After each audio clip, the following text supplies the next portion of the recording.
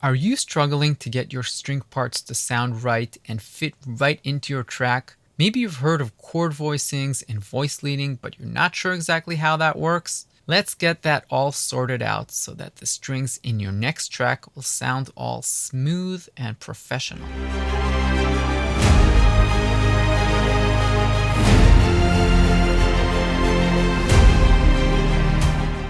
Hi everyone and welcome to my channel. Today I want to talk about what is arguably one of the most important and effective techniques in writing for strings, and that is voicings and voice leading. This can be a very big subject, but I'm going to attempt to simplify and talk about the way I look at this without complex music theory concepts. All right, let's get right into it. To understand chord voicings, let's very briefly go over how we build chords. Chords are a stack of thirds. What does that mean? If I have the chord C major, for instance, we can break it up into two thirds, the C and the E and the E and the G. They're called a third because they got 1, 2, 3, a third. We can stack up more thirds and get a seventh chord, 1, 3, 5, 7, 9, etc. The chord's name is usually the name of the bottom note in the chord. So if we got this stack, so our bottom note is C, we can duplicate that down an octave to get a bass note. All right, so that's chords. What about chord voicings? I can change up these three notes. I can change up where they are on the keyboard, and this will still be considered the same chord. I can drop the G down an octave, then I'd get this. Right? The G was up here before, and now it's down here. This is also C major chord. I can take this C and bring it up an octave and keep the way we had the chord before. We'd get this. This is also a C major chord. It sounds pretty different from this. Those are called different chord voicings. Why voicing? What does voice have to do with this? Well, we can take each one of the chord tones and consider it as a different voice. Like we have 4 people singing this. The top note would be the first voice. The second note would be the second voice, third voice, and fourth voice. The fourth voice in this chord would be the bass. So it'd have voice 1, voice 2, voice 3, and bass, voice 4. So that in a nutshell is chord voicings. Now, why is that so important? What does it have to do with my string tracks and what is voice leading? I'm getting there. Don't worry. Now say I am writing an epic orchestral track and I've come up with a cool chord progression like this one. C, then E flat, then B, then A flat, and then C again. Let's try to stick those into my string track. All right, here we got our first chord. We got the C in the bass and then C, E, G. That basic voicing that I mentioned before. Now let's see what happens when I play around with the different voicings and how it sounds different when played with a string ensemble. Let's, for instance, take this E and jump it up an octave. Let's take this C and make that an octave higher. Let's take both the E and the G now and drop them down an octave. As you can see, each voicing gives the chord a little bit of a different character. Many times when we write for strings, we actually have 5 voices: violin 1, violin 2, viola, cello, and bass. The most typical way to tackle this is have the cello and the bass an octave apart, playing the bass voice, the bass note. So I'll take this and drop it down an octave. Let's listen to this now. Let's now compare that to the more closed version that we started with. I'll keep the doubling of the bass. This is called a more closed voicing, and the other one was more open. You're probably asking, what is the right voicing? What is the right way to do the voicing in my track? Well, the answer to that will always be it depends, because as we're going to see, the voicings are affected by the voice leading, and we also have other considerations that have to do with the arrangement in other parts of our track that also affect our voicing. If, for instance, I've got a very dense arrangement, I might want to keep all of my strings in a certain range so that they leave room and don't clash with the other elements. So here, for instance, I might want to keep it like this so that I have more room up here for melodies or other elements. All right, say now I want to fill in the rest of these chords. An easy way to do that would be just to duplicate this and then move each one of these, because these are all major chords. I can just move them.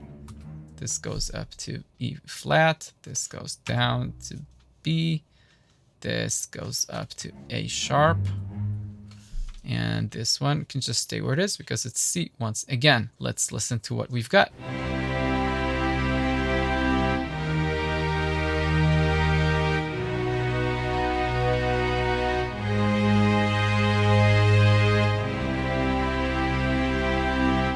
Before I continue talking about the voice leading, you may have noticed that in all of the voicings that I showed, the bass was fairly far apart from the other notes, and this is not just a coincidence. Typically, you would always want to have the low voices separated by large intervals. And that is because if you have the notes stacked together rather tightly in the low register, you get a very muddy sound. You lose a lot of clarity.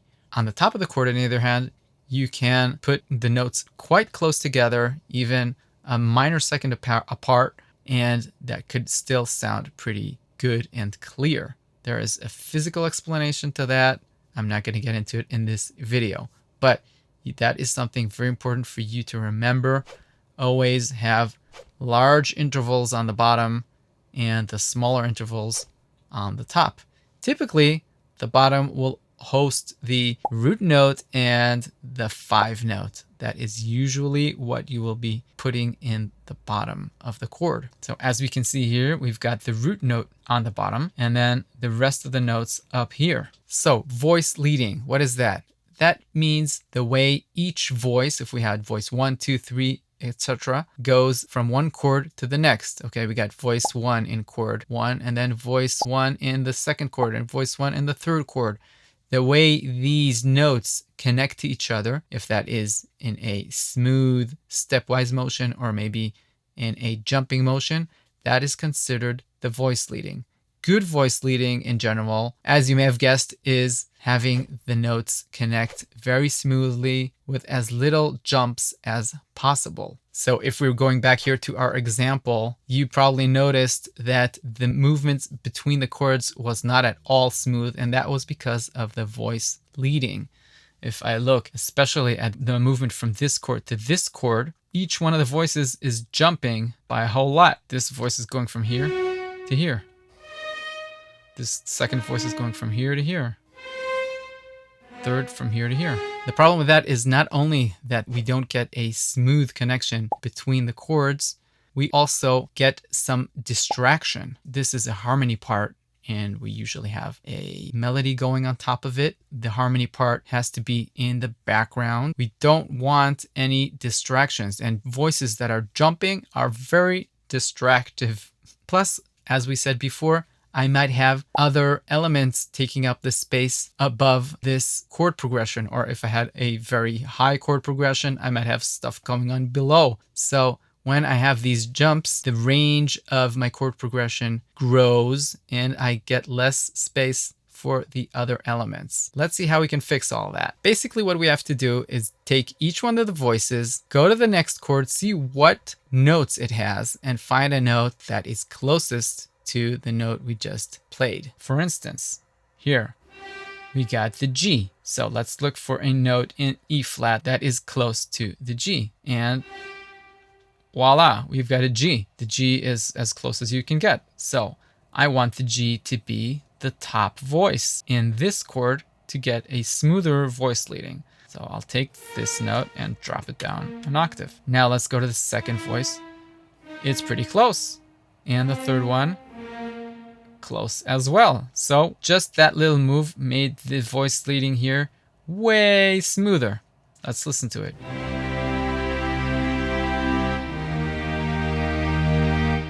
Versus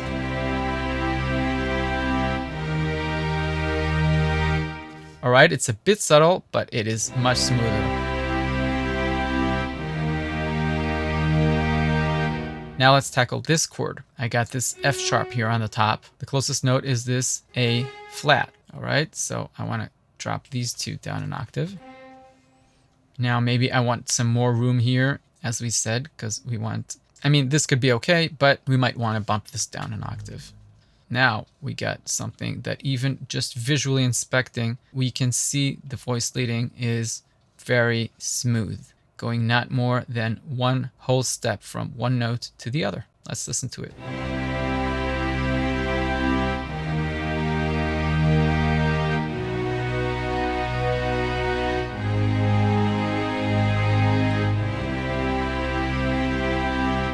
Way smoother. So to recap, what we basically did here is took each voice from the chord and made sure that it connects as smoothly as possible to the note that it's going to be playing in the next chord. Let's now add some MIDI CC automation to get this sounding even better.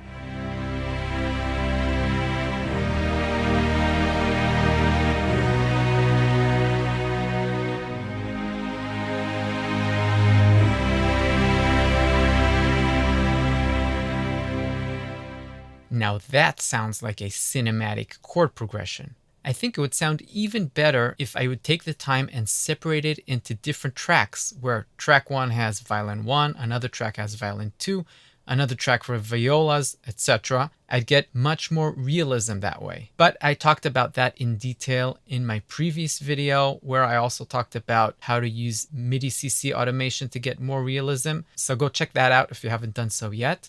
And in this video, I'm going to go right ahead and show you a real-world example of how I tackled a string arrangement in the context of a full hybrid orchestral track. Let's listen to this music and then I'll break down how I arranged the strings.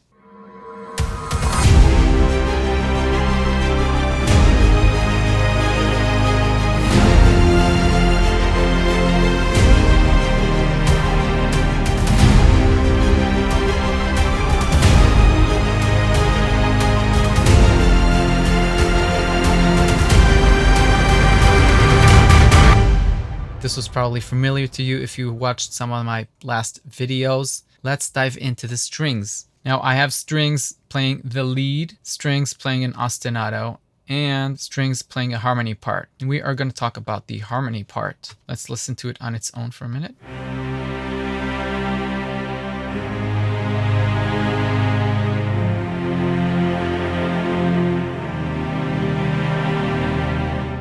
As you may have noticed, I'm using only violas, cellos, and basses in this harmony part and not using the violins at all. The reason for that is I wanted clarity. Clarity is #1 top priority when talking about arranging. You want to get maximum separation between each element in your arrangement so that everything is very communicative to the listener. And what we obviously want to keep the most separated and clear is the melody. So I don't want anything to overpower or mask the melody. If I take a look at all of these string parts together, we can easily see that these string accompaniment notes are all below the string lead line, which is actually doubled twice by the octave. So with the exception of this first note here in the bottom octave of the melody, all the rest of the melody is sitting very nicely above the chords. Let's listen to all of these strings together.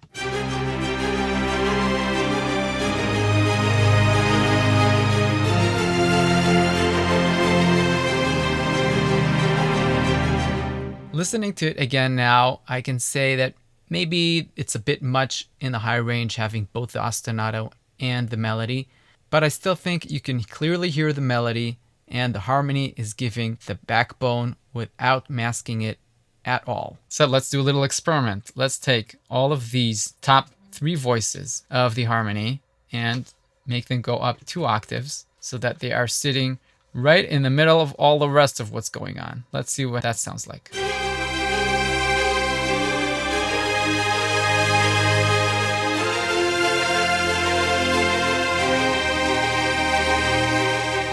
We lost all the clarity of the melody. So we're keeping things clear by having the accompaniment sit in a low range that doesn't compete with the rest of the elements in the track. That is the reason why I have only violas, cellos, and basses doing this. How do I get 4 voices then if I have only 3 instruments? I split up the cello part. Splitting up one of the instruments is called divisi, by the way. So I got the cello in divisi, giving me that extra voice that I needed. One other interesting thing that I've done here is that I have not used all of the chord tones in all of the chords. For instance, this first chord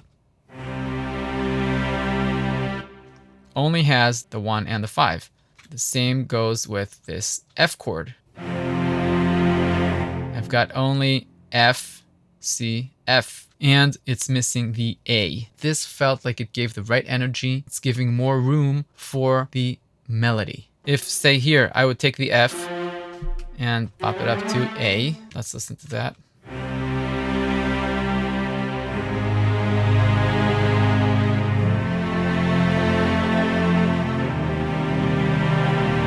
Sounding fine, arguably even sounding better. But in context of the track, I'm not sure that is the case. Let's listen in context of the track.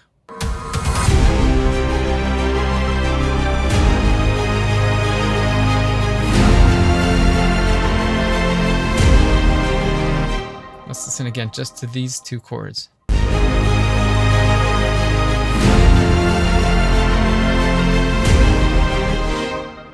But let's bring this guy back down here.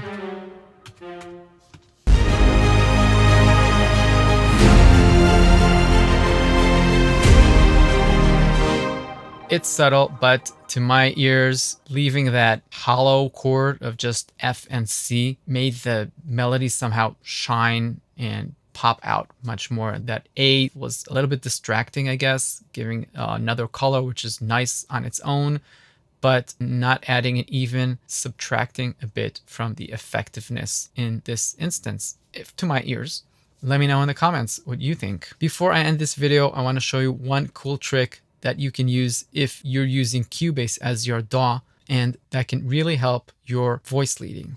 Check this out. If you had a chord track and add your chords into the chord track, you can just select them and then drag and drop them onto your string track, and voila, you get a string arrangement. I have this option of adapting voicings on, which means it takes the voicing of the first chord, which can be seen here, and then goes on and does an intelligent voicing for all of the chord transitions. So if I now just glue this together, you can see that Cubase has intelligently made a good voice leading option.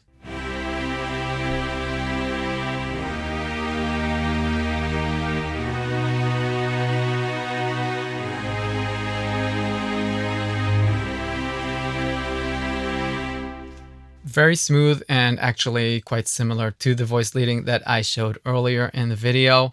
I think this is a great educational tool. I wouldn't just use this instead of doing my own voice leading, because as I showed in the full track example, there are many considerations that Cubase would not pay attention to, such as what range you want everything to be in, and if you maybe want more hollow chords here and there or whatever. So I think this is more of an educational tool, but you can do whatever you want with it, obviously. That concludes my take on chord voicings and voice leading. As I said, I tried to refrain from going too deep into the music theory aspect, and I really do believe that just using your ear and playing around with the voicings and the voice leading until you find something that just sounds right can take you 90-95% of the way there to a really professionally sounding string arrangement. I hope you enjoyed the video. I hope you learned something. If you got any questions, any comments, please leave them down below. I'd love to hear your thoughts. Also, subscribe to the channel if you haven't done so yet. Until next time, goodbye.